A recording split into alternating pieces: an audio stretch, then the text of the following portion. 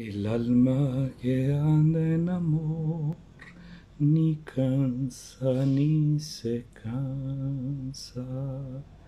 El alma que anda en amor ni cansa ni se cansa.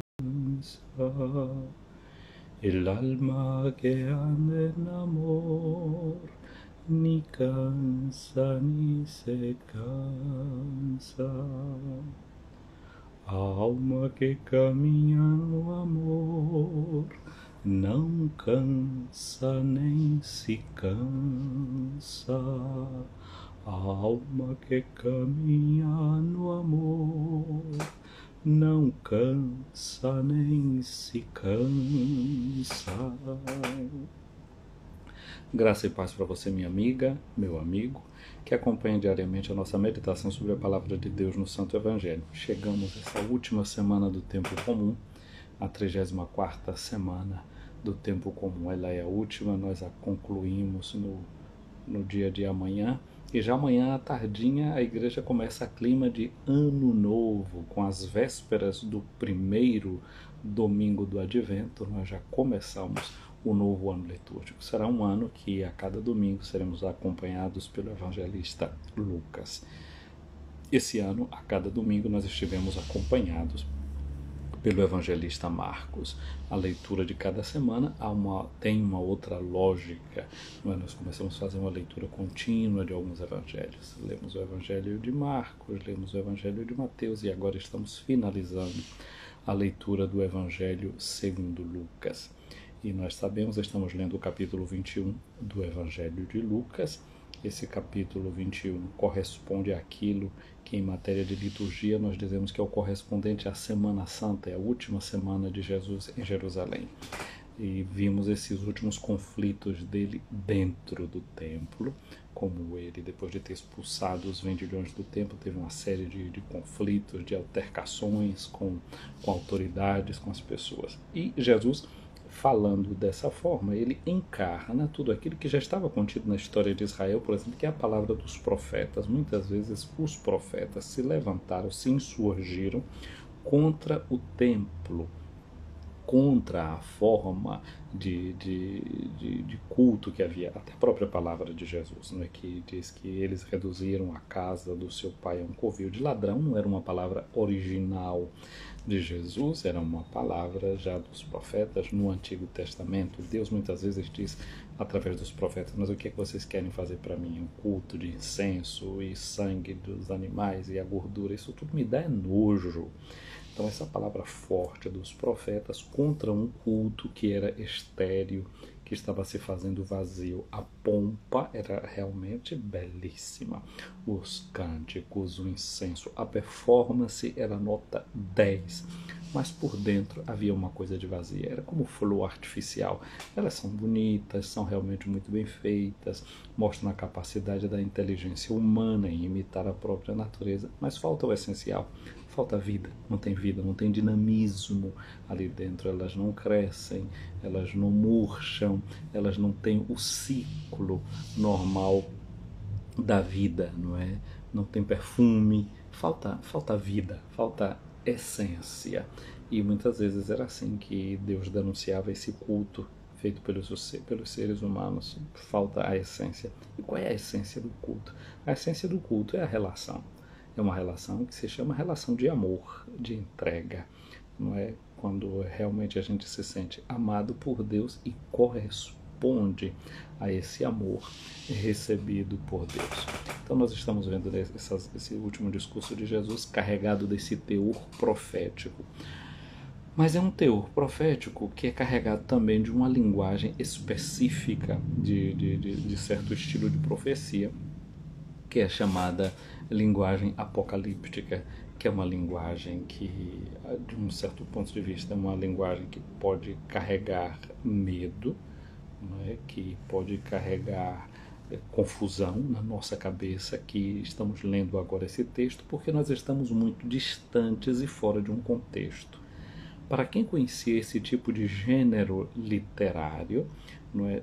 quem estava ouvindo aquilo ali naquele momento sabia exatamente o que é que o autor está pretendendo com aquele tipo de discurso, com aquele tipo de leitura, que é provocar a conversão de quem escuta, provocar a mudança de mentalidade, a mudança de atitude, infundindo, portanto, a esperança de que o momento que se está vivendo, por pior que ele seja, ele é prenúncio, ele é anúncio de uma situação que pode mudar. E essa situação pode mudar justamente graças a atitudes que você pode tomar. É como um médico que faz um diagnóstico para o paciente, fala a verdade para ele e diz, olha, a sua situação realmente é muito grave, mas existe uma saída.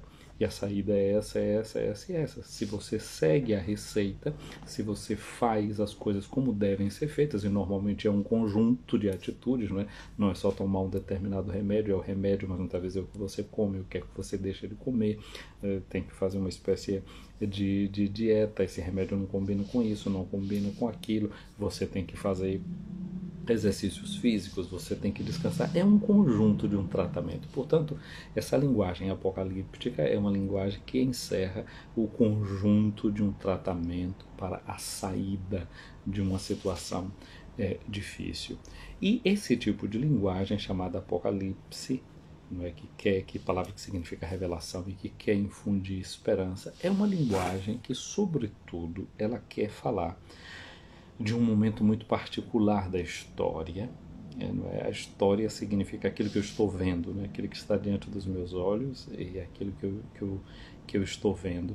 E a revelação, o Apocalipse, significa justamente tirar o véu para que você consiga ver melhor, para que você consiga enxergar da forma correta. E é um gênero para falar sobretudo de uma coisa que em teologia se chama de escatologia. Escatologia significa dizer as coisas últimas. As coisas últimas. Mas é interessante a gente pensar uma coisa, que aquelas que são as coisas últimas, muitas vezes são as últimas, é a última no acontecimento, mas é a primeira na intenção. Digamos que um artista, ele está com um pedaço de pedra, e ele começa a fazer uma escultura. Você chega e olha, não sabe direito o que é que ele está fazendo. Está vendo que ele está ali dando marteladas, polindo, limpando a pedra. Mas ele já viu o que é que ele quer fazer com aquela pedra. Ele já sabe o que é que ele quer fazer. Ou seja, ele já tem uma intenção. Então a primeira coisa que está na cabeça dele é a intenção. Ele está esculpindo um anjo. Você está vendo só ele tirando pedra, mas a intenção dele é que no fim é que ele seja um anjo. Aquilo que na cabeça dele a intenção é a primeira coisa, vai ser a última coisa que vai aparecer. Ele primeiro precisa remover todos os excessos, começar a dar forma, e aí você não sabe direito o que é que ele está fazendo, ele está modelando a roupa, depois é o corpo, aí você pensa que vai ser um homem, que vai ser uma mulher, que vai ser isso, que vai ser aquilo. Ele, o artista, já tem um modelo dentro da cabeça dele, já sabe o que é que ele quer, já tem a finalidade, a coisa última, aquilo que vai acontecer no fim de tudo, mas é a primeira coisa que está na intenção dele. Aí ele vai limpando, vai polindo, vai fazendo isso, vai unindo, vai fazendo tudo que deve ser feito. E no fim de tudo é que vai sair a obra de arte. Então a escatologia é também esse tipo de linguagem que quer falar das últimas coisas, aquilo que vai acontecer ao fim de tudo. Mas só que essa coisa que vai acontecer no fim de tudo, que a gente chama a vinda do reino de Deus, a manifestação do reino de Deus, ela é a última na ordem dos acontecimentos, mas ela é a primeira na ordem da intenção. Essa já é a intenção de Deus, esse já é o querer de Deus. E por mais que a gente não saiba, isso está sendo feito, né?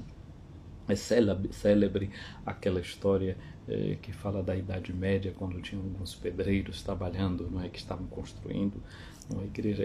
Alguém pergunta para um dos trabalhadores: o que é que você está fazendo? Ele diz: eu estou quebrando pedra. Aí pergunta para um outro que estava lá fazendo outro serviço, ele estava carregando terra e jogando terra para tapar um buraco. Eu estou tapando um buraco com essa terra que eu estou tirando de tal e de tal lugar. Passa por um outro. Eu estou aqui fazendo massa. Aí de repente chega por um que estava carregando os baldes de massa e levando lá para os pedreiros, etc. Pergunta para ele o que é que ele está fazendo. Ele diz: eu estou construindo uma catedral. esse homem tinha a visão do conjunto. Ele não estava fazendo só aquele seu trabalho, como o outro. Estou aqui quebrando pedra, eu estou aqui jogando terra dentro de um buraco. Ele não disse eu estou carregando massa. Ele tinha a visão do conjunto. Eu estou construindo uma catedral. Esse tipo de linguagem, chamada dessa linguagem escatológica, essa linguagem apocalíptica, que ajuda a você e eu, como cristãos e cristãos, a gente perceber que existe um conjunto, que existe uma finalidade, que a gente quer entrar no conjunto e na finalidade da história, essa intenção de Deus, não é? Que é conduzir todas as coisas para Cristo. Não é aquela leitura bonita que nós tivemos nas vésperas do domingo de Cristo Rei, não é nas segundas vésperas, na oração da tarde, não é? Quando São Paulo justamente diz que no fim Deus será tudo em todos. O reino de Deus não é só dizer que o reino é uma coisa que pertence a Deus, mas o reino de Deus é Deus mesmo sendo tudo em todos. Não é aquilo que as pessoas chamam de panteísmo, né, de alguns que tudo é Deus, mas é o que alguns afirmam com uma espécie de panenteísmo, que todas as coisas estão em Deus e Deus está em todas as coisas. E Santo Inácio de Loyola justamente propunha nessa sua meditação para contemplação, para crescer no amor, justamente é uma meditação para que você seja capaz de ver como Deus está em todas as coisas e todas as coisas estão em Deus. Perceber esse horizonte do reino de Deus que engloba a história, que engloba todas as coisas, que engloba todos os acontecimentos. Portanto, nós quando rezamos dizendo venha a nós o vosso reino, nós rezamos nessa perspectiva de quem se reconhece já dentro desse projeto de Deus, sabendo que ele já iniciou dentro da gente, que ele está crescendo, que ele está se expandindo e que não chegou ainda em toda a sua plenitude. Portanto, nós estamos nesses dias escutando esse capítulo 21 de Lucas, né, com essa linguagem apocalíptica, que fala dessas últimas coisas. Em teologia se diz que é a escatologia. Escaton, uma palavra que significa dizer o último. Lembra que na noite de Páscoa, o padre, no Círio Pascal, coloca a letra alfa ou a letra A, que é a primeira letra do alfabeto, nosso alfabeto latino, alfa do alfabeto grego, e a letra ômega, que é a última letra do alfabeto grego, a letra Z, que é a última do nosso alfabeto, justamente dizendo que Jesus Cristo é o primeiro e o último, que ele é o princípio e o fim. Então, portanto, se a gente tem uma linguagem que se diz assim, é uma linguagem escatológica, que é a linguagem que fala das últimas coisas, é porque existe uma linguagem protológica, uma linguagem inicial. Deus é o início de todas as coisas. Deus é o princípio de todas as coisas. Eu estou escrevendo aqui, a professora Belarmina está dizendo que ela não está me escutando. Outras pessoas que estão ouvindo a live estão ouvindo bem, estão escutando. Nós sabemos se é um problema aí na escuta do celular de Belarmina. Talvez eu tenha que aumentar o volume, tia Bela. Talvez tenha que aumentar o volume, porque você é a única que está dizendo que não está escutando. Tia Bela, veja aí o seu volume. Veja que é uma questão do volume aí do seu celular.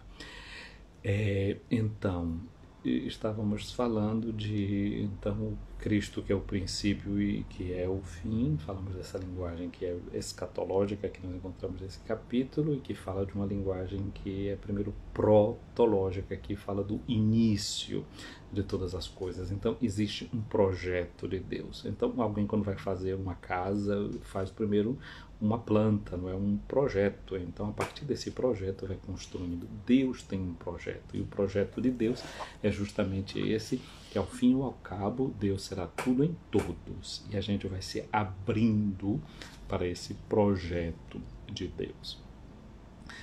Portanto, hoje nós temos o capítulo 21 de Lucas, versículo de 29 a 33, e eu acho que o que a gente deve hoje chamar atenção para nós é perceber os brotos de esperança que pode estar em volta de nós. não é? Quais são os sinais de esperança que a gente vê perto de nós? Então, uma plantinha, quando começa a nascer, o brotinho vai ali brotando. E o que é que você faz quando vê isso? Você continua molhando, você põe perto do sol. Então, nós devemos também ter atenção para esses vários brotos de esperança que deve ter em volta de nós. Alimentar a esperança. A esperança de que as coisas podem ser diferentes, de que as coisas podem ser transformadas e de que as coisas também têm o seu custo, de que as coisas também têm o seu custo, tem o seu preço. Jesus estava falando de todas essas coisas sabendo que estava por acontecer, que ele iria morrer dali alguns dias, que antes de os seus discípulos virem o Filho do Homem voltar com poder, glória e majestade no fim dos tempos, ele convidava os seus discípulos a levantarem a cabeça, a se levantarem, a não ficarem cabisbaixos, mas era necessário primeiro, antes de contemplar esse Filho de Deus vindo na glória, contemplá-lo na sua cruz, contemplá-lo no Calvário e não ter medo de contemplá-lo naquela aparente derrota.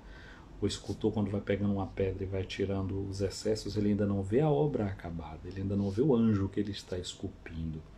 Ele está vendo, por enquanto, uma pedra que vai ganhando a forma, vai perdendo os seus excessos. Assim, nós devemos ter essa consciência de que, vendo uma parte do trabalho, nós não estamos vendo tudo.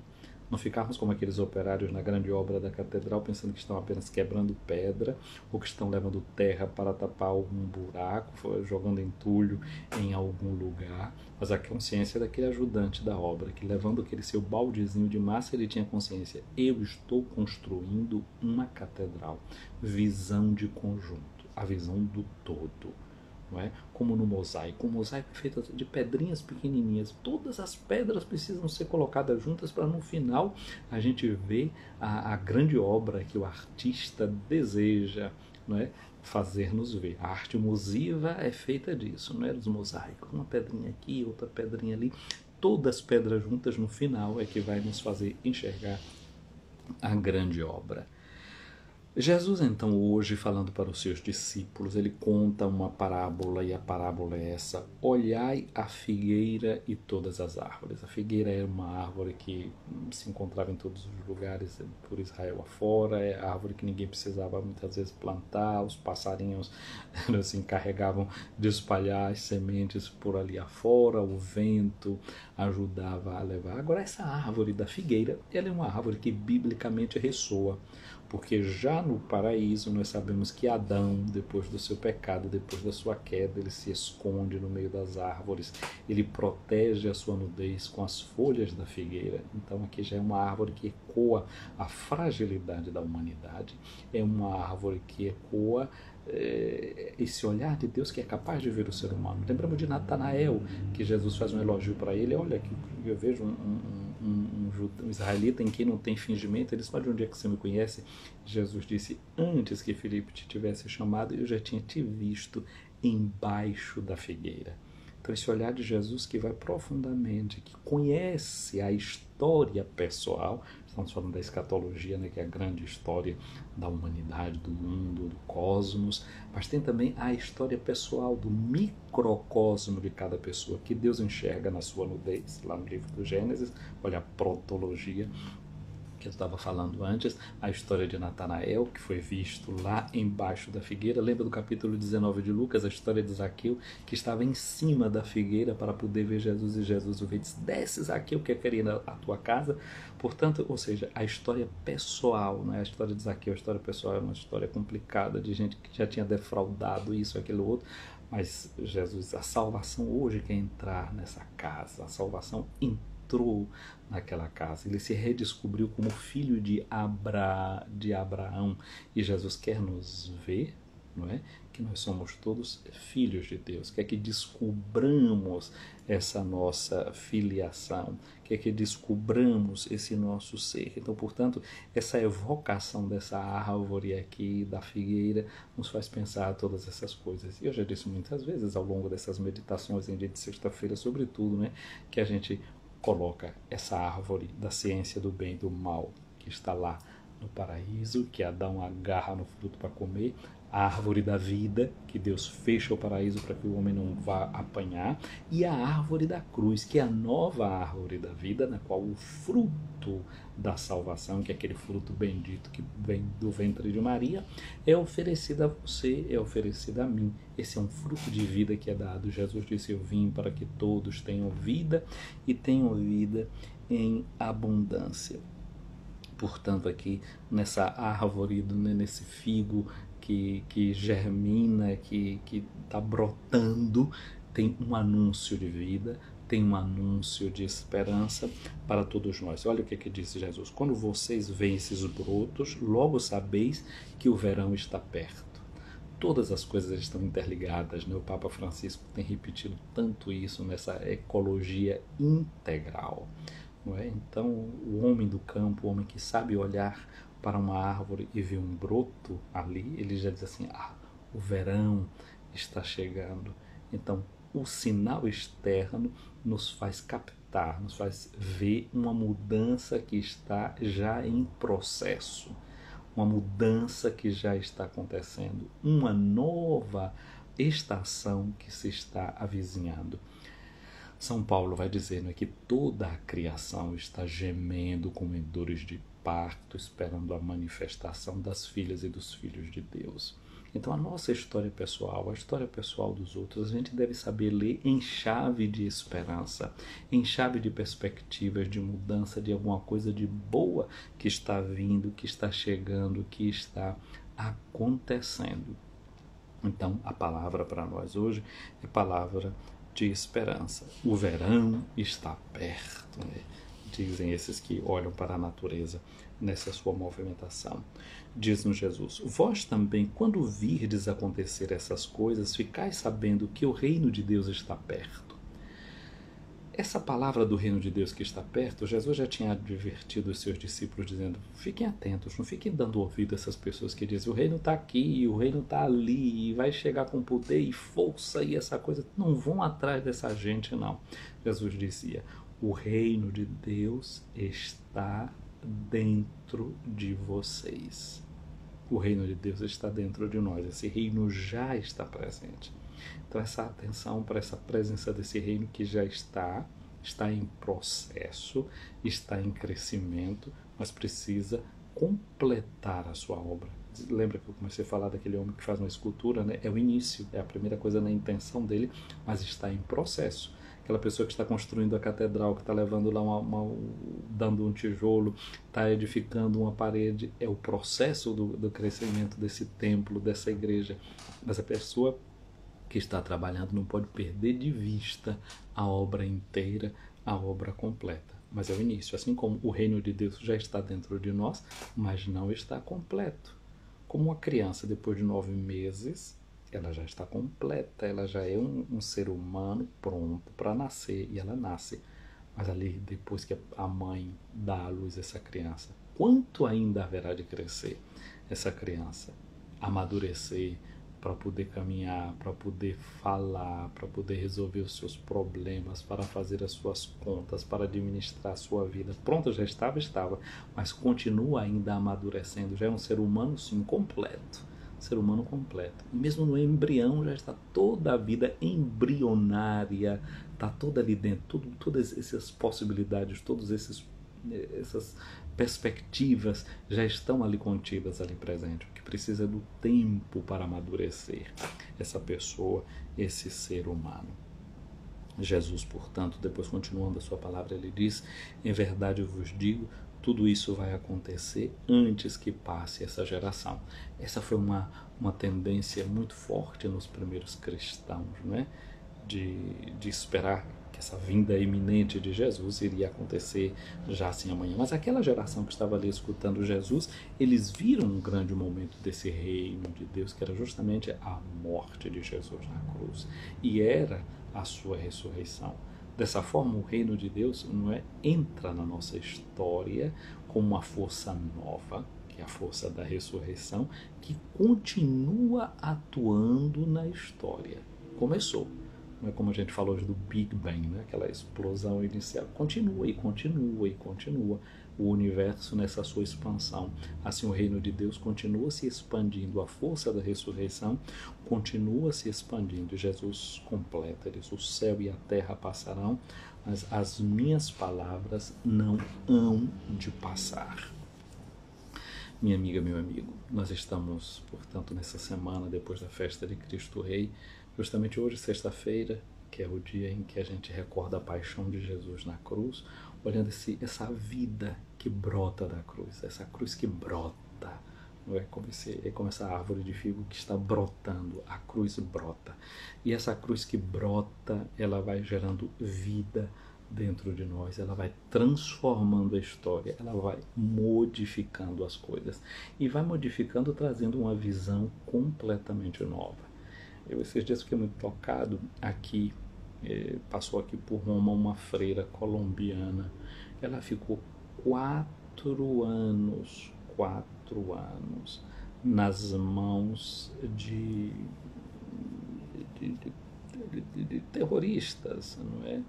Terroristas de islâmicos, e ela estava falando desses 4 anos na mão dessas pessoas, como foi tratada, as dificuldades. Ela e uma outra senhora de língua francesa com quem ela ficou junto por um bom tempo, para as duas, para passar um dia no deserto, 5 litros de água. 5 litros de água. 5 litros de água para poder comer, para poder beber, para se lavarem, para cozinhar alguma coisa para comer. E essa freira conta como muitas vezes foi passando por mão de muitos grupos, ela foi trocada, levada para muitos lugares e passava da mão de um grupo para outro, como às vezes ela caía na mão de grupos muito violentos, que de manhã, quando dava alguma coisa para ela comer, ela disse que parecia que as coisas já estavam até apodrecidas e jogavam assim em cima dela, e ela tentava arrumar qualquer garranchinho para poder cozinhar aquele pão.